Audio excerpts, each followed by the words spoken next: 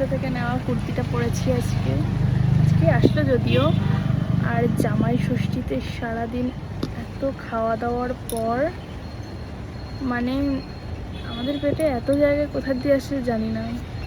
তারপরে এখন আমরা রাত্রেবেলা সবাইকে ট্রিট দেবো। আমার মানে এই যে এই ভদ্রলোক দিচ্ছে, আর আমরা এসেছি ওই যে পেছনে লা পিজ্জারিয়াতে পিজ্জা নিতে।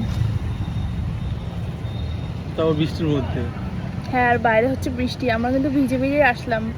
আর এখানে ঢোকার পর আরো জোরে বৃষ্টি শুরু হলো।